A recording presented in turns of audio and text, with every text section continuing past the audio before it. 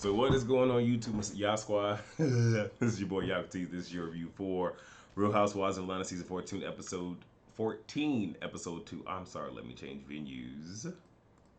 There we go. There we go. Change the venues up right here. So if you guys did not see my Love and Marriage Huntsville video,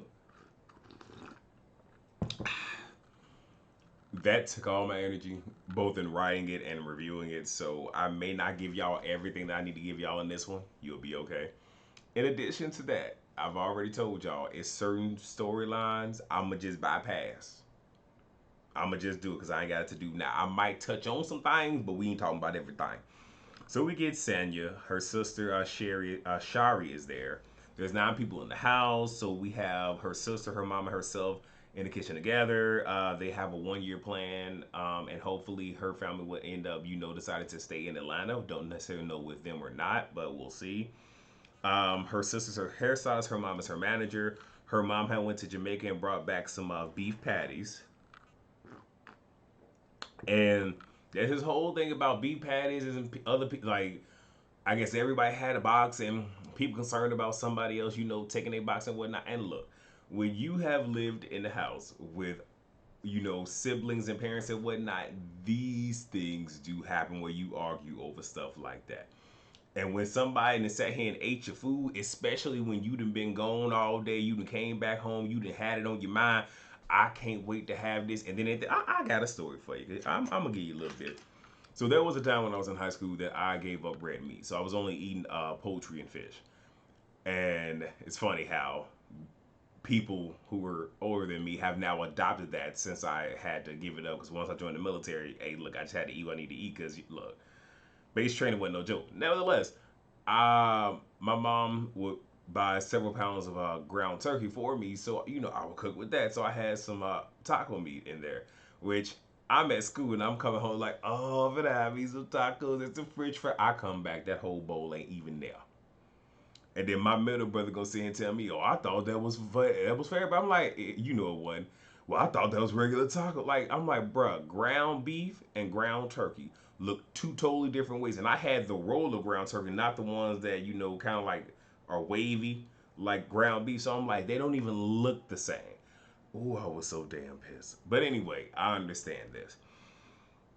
So the mom sent my snaps because she had a patio and I guess that was for her husband. She was, and her thing is like, y'all accusing me of stuff, but her mom appears to be very defensive. I'll come back to that.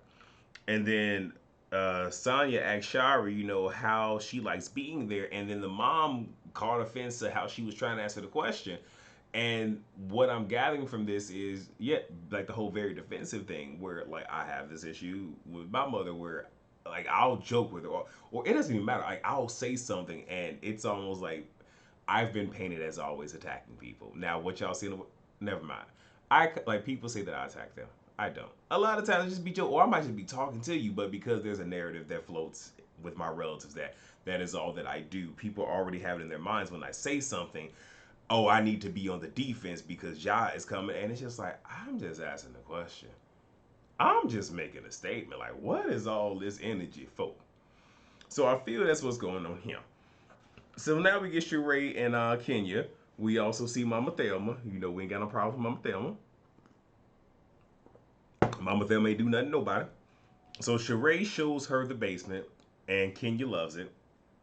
And that's good because I even sat back like, I'm glad she's showing her this because when she was on with Kim and she went into the basement, it was a whole thing. They actually showed that. They just didn't show Kim. But Sheree says she likes Kenya. She's starting to love her. The gala talk comes up. Sheree carries the bone, about Marla talking about the white refrigerator and the townhouse and you borrowing a car from Lisa Ray. And Kenya's like, I don't even know Lisa Ray like that. But okay, whatever. So then they call Sanya. They're talking to her. Kenya says, Marlo's hair transplant is a Chia pet surgery. I hollered. Sheree mentions that Drew dropped her phone in her gift bag and that her assistant had to come get it from her. And Kenya brings up that Candy had pretty much told her that Drew told her that Sheree and Drew share an assistant. and that she owes the assistant money and is going back telling her personal business. Sheree says, I hardly work with him and I only call this individual when I need him. And Kenya says, well, you might need to talk to Drew. And we even had a flashback of Candy and Kenya talking. And Candy even saying, or I think Candy was even saying like, yeah, like no, I'm sorry.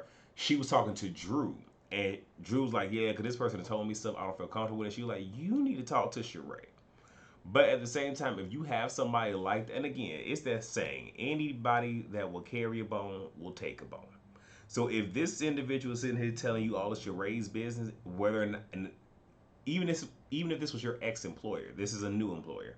They run the same friend circles. Why would you be telling? So this lets you know he's probably telling your business. So okay. So now we have Drew and Ralph. So next we have Candy. Um, she is a producer on a Broadway show, Thoughts of a Colored Man. It's an all black production, which is a very good thing. Candy has to go back and forth to New Jersey for this. She brings up Todd's vacation. I'm sorry, brings up Todd's vacationing, throwing off the flow of things at the house.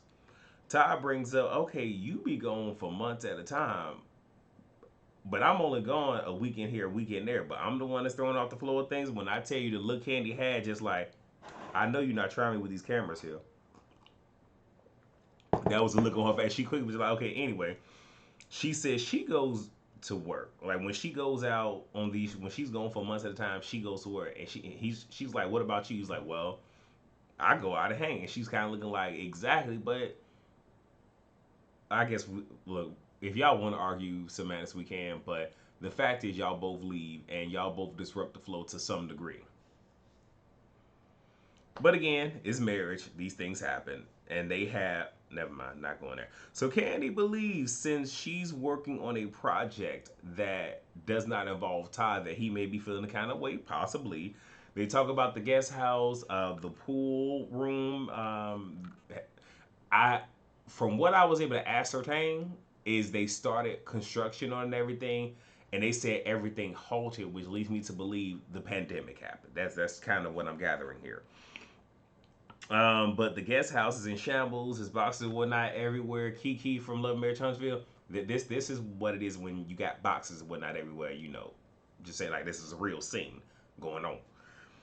Um, so Todd says they can move all his furniture into his Jersey house that's empty, and Todd tells her, oh shoot, that this is our condo. She's like, well, my name ain't on. He's like, well, my name ain't on this. Candy feels he cares more about his condo than this one.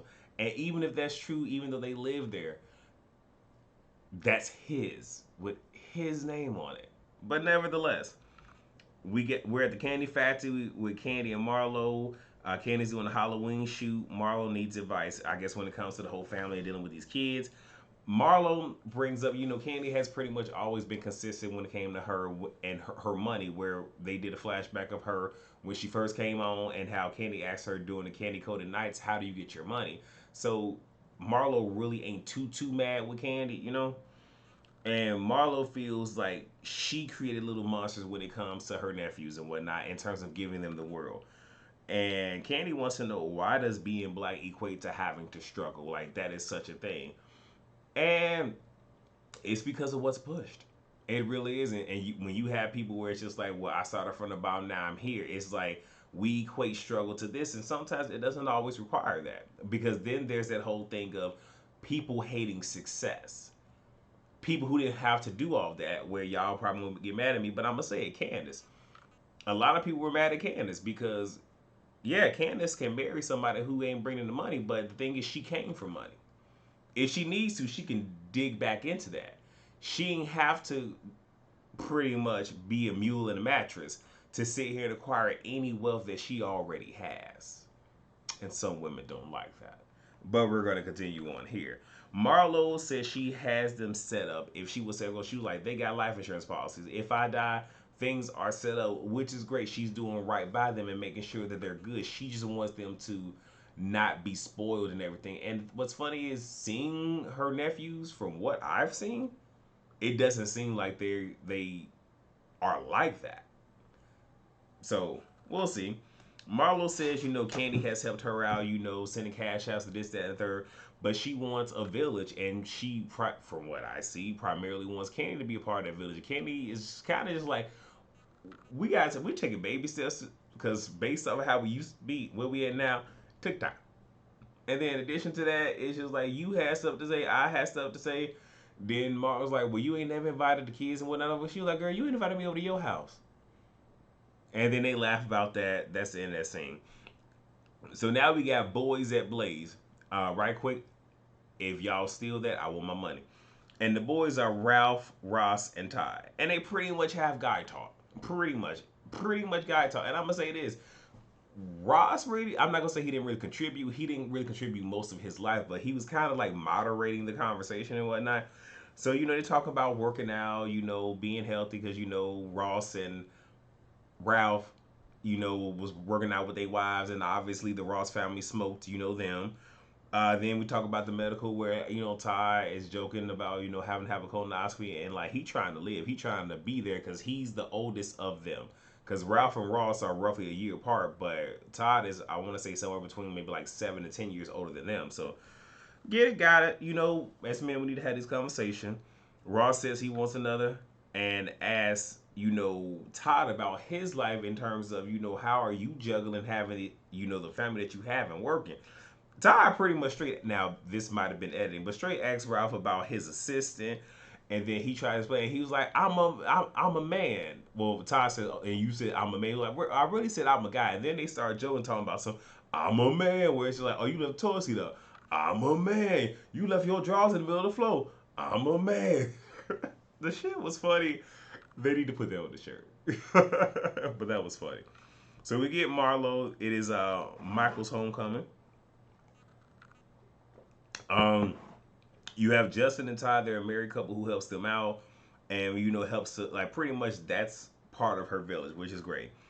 She had the Me Too talk with Michael, and even was showing him when trying to teach him how to dance how much space he needs to have between him and whatever girl he's going to be dancing with, which is important. And even though these conversations need to be had, they sort of kind of do so because I haven't watched it and I'm not going to watch it because I don't want to be triggered. But I heard the Real World Homecoming New Orleans, there was a situation where an African American, guy picked up this European American woman that was drunk and whatnot, tried to help this, that, and the third, stayed with her, held her head while she threw up, cleaned up, throw up that she had on the floor, this, that, and third. And she had injured herself during this drunken, adventure. But the very next day was upset about a bruise that she had on her back, and then pretty much blamed it on the African American guy. Had the tears, the everything, having a full on Karen moment, all of that other stuff. I bring this up just to say, Marlo is trying to protect her somehow, where it's just like, look, establish clear boundaries, don't do too much because your actions can be misconstrued. I don't even want you having to go down that road.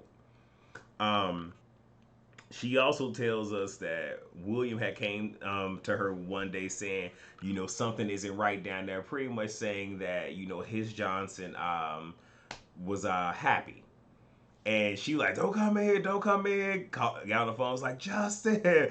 I found that to be funny, which is understandable. You're a female, he's a male. You know how the genitalia works, but it's one of those where that's probably not a talk that you really want to have with him. That's for Justin. Just how you have single fathers where when certain things hormonally start happening, with their baby girls, where they gotta call an aunt, a mom, whatever, because it's just like, I don't know this area.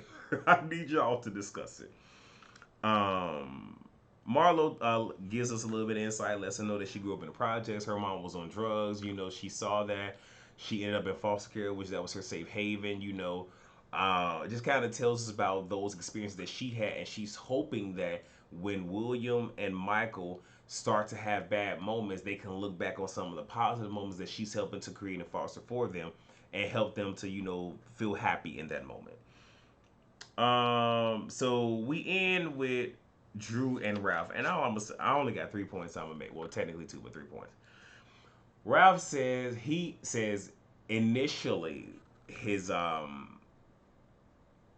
guess tower of responsibility. I can't really.